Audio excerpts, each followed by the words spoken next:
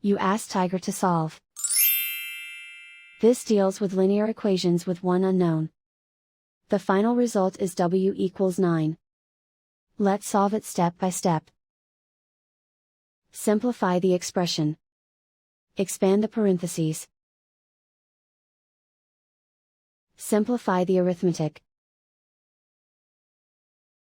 Swap sides.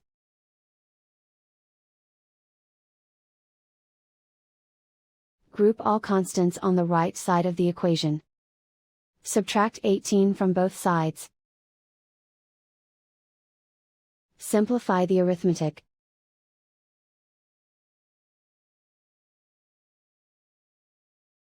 Isolate the w. Divide both sides by -2. Cancel out the negatives. Simplify the fraction. Cancel out the negatives. Find the greatest common factor of the numerator and denominator. Factor out and cancel the greatest common factor.